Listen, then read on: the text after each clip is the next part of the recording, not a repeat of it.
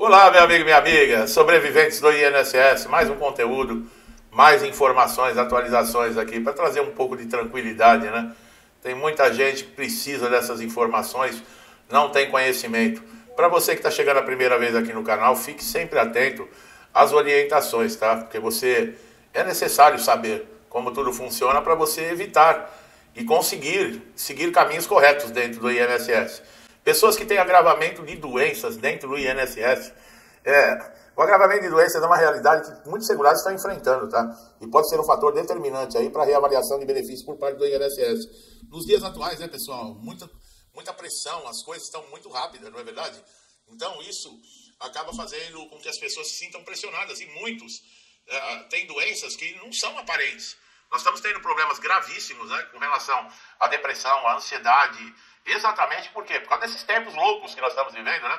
Quando a condição clínica de saúde do segurado piora de forma significativa, existe uma legislação que prevê um mecanismo que obriga o INSS a analisar esse caso, tá? E em certos cenários até restabelecer, converter o benefício que foi cessado, indefinido. A Lei 8.213 de 91, ela rege que benefícios que dispõe que o segurado apresenta uma piora do seu estado de saúde, ele tem direito, por exemplo, a uma nova perícia. Isso ocorre principalmente quando o laudo, né, que o INSS vai averiguar, diz que não refletia totalmente o quadro clínico, né, com relação à doença. E quando a doença evolui e traz novas limitações funcionais, é necessária a apresentação de documentação também, né, pessoal?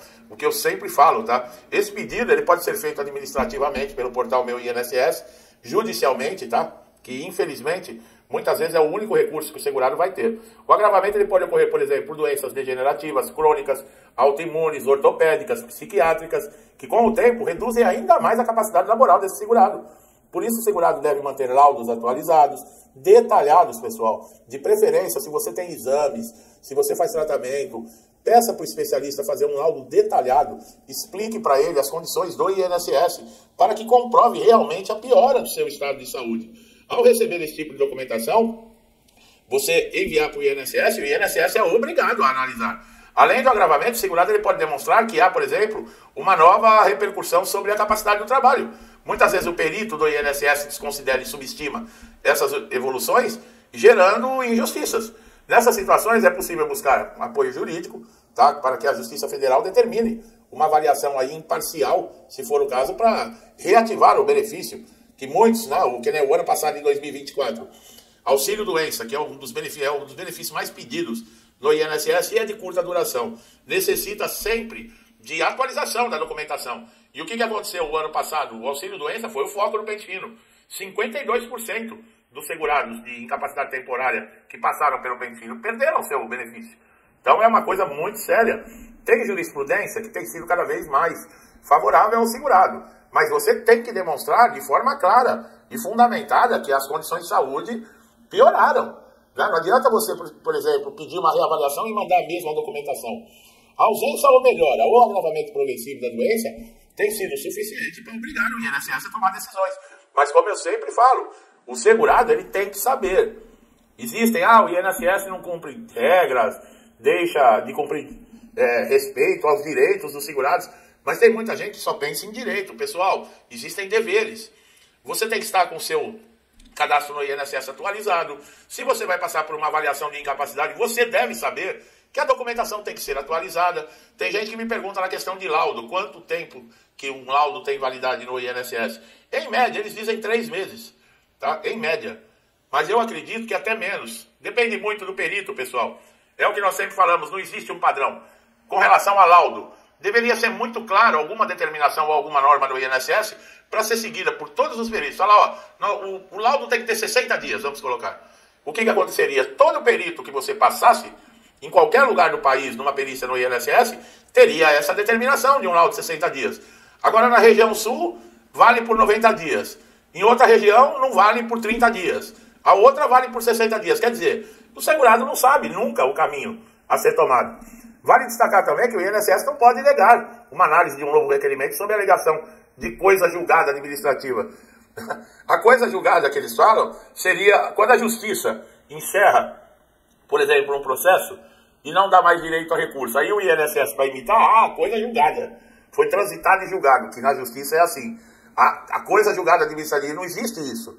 Quando há agravamento da doença no INSS, surge, por exemplo, novas patologias, o quadro ele tem que ser considerado.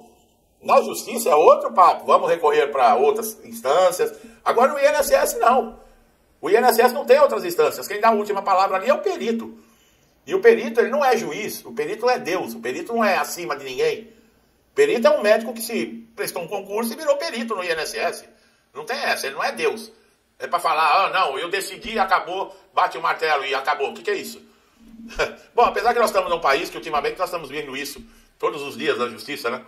Bom, o segurado que teve seu benefício cessado, por exemplo, por uma alta programada, que continua incapacitado e com piora no seu estado de saúde, ele deve entrar com um novo pedido de recurso. Tem que anexar novas provas, pessoal, recentes com relação à sua saúde. A alta automática sem perícia adequada e sem considerar efeitos das doenças, é muito simples você anular isso judicialmente. Dá trabalho, mas o INSS não tem esse poder. Tá? O agravamento pode ocorrer durante, por exemplo, a tramitação no processo, quando o segurado entra com uma ação, ao longo do processo, o estado de saúde vai se deteriorando, é possível você ter uma segunda perícia judicial, porque pode acontecer, você teve uma perícia no início do processo, e no decorrer do processo, que demora, vamos colocar, em média 24 meses, essa doença tem um agravamento. E já muda completamente de figura.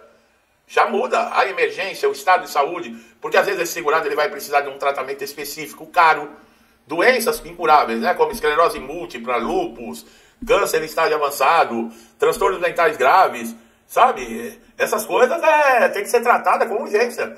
Eu já coloquei em outros vídeos, não dá para ficar aguardando nem mesmo a boa vontade lá do INSS e muito menos da justiça. A doença não vai esperar. Não, vamos decidir, esperar pelo menos ver o que a justiça vai decidir para ver o que a gente faz. Nesse caso, o segurado já morreu. Não precisa fazer mais nada. Não dá para ficar esperando. É isso que muitas vezes deixa a gente revoltado, sabe? Está se lidando com questão de saúde. Não está se lidando, por exemplo, com algum caso que envolve opiniões, que envolve alguma ideologia. Não, nós estamos falando de saúde. Quando você mete a mão, que nem os aposentados e pensionistas foram roubados no INSS, nós estamos falando de tirar dinheiro de quem às vezes usa a aposentadoria para comprar remédio. Nós estamos falando de pessoas que muitas vezes juntam as moedinhas para comprar pão. Entendeu? E esses caras não perdoam nem isso. Bom, a reabilitação também, profissional, que é prevista em caso de agravamento. Você vai mandar uma pessoa em fase terminal para fazer reabilitação profissional. Você duvida que o INSS já fez ou é capaz de fazer isso? Não, então você não conhece o INSS, viu? O Código de Ética Médica exige que o perito se baseie em critérios específicos éticos para analisar o agravamento. Então, você está vendo que existe aí um código de ética. Quantos peritos do INSS você acha que cumpre algum código de ética? Eles não têm respeito por eles, nem pelo segurado, nem por ninguém. A maioria deles. Não cumprimenta, não olha na cara, não examina, não lê a documentação, não ouve o problema que o segurado tem a relatar. Isso é ético? Isso, a maioria deles age dessa maneira. Então não existe ética. Além disso, o Ministério Público pode ser acionado quando há indícios de negligência. Eu já cansei de falar. Chama uma viatura de polícia quando o perito agir dessa maneira. Faça um boletim de ocorrência, pegue o CPF do perito e entre com processo em cima do perito. Não adianta você processar o INSS. Não adianta. Você teve prejuízo, danos morais, danos financeiros, você processar o INSS, você vai morrer com seus danos. Agora, o perito que negligenciou com imprudência, com imperícia, e te trouxe danos, tanto à saúde como danos materiais, danos morais, pegue o CPF desse perito, é claro que você tem que ter testemunha com relação a isso. E entre na justiça contra o perito. É a mesma coisa, o supervisor de agência. Esses benefícios que se perdem, que ninguém analisa nada, e sabe? E a pessoa está dependendo que saia a análise para receber o benefício. Tem gente que chega a passar fome, tem gente que foi morar na rua porque foi despejado. E o INSS não responde por nada disso. Essas pessoas que estão recebendo saláriozinho público, que é pago com o nosso dinheiro, não são responsáveis por nada? Não tem responsabilidade nenhuma? Tem que processar essas pessoas. Se a pessoa tem um cargo de supervisão, ela responde pela agência. Ela responde pelo que está lá.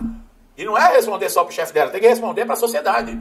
Funcionário público é servidor da sociedade, não é ao contrário. Ele está ali para servir, ele não está ali para ser servido.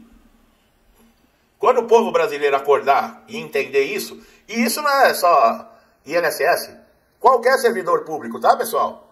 Se você não sabe, presidente da República é servidor público, ministro é servidor público, juiz é servidor público, viu? São todos servidores públicos que recebem dos nossos impostos. Todos nós pagamos essas pessoas. O governo não fabrica dinheiro, não. Quando o povo brasileiro entender isso, que essas pessoas estão lá para servir, não é para serem servidas, como funciona hoje, né?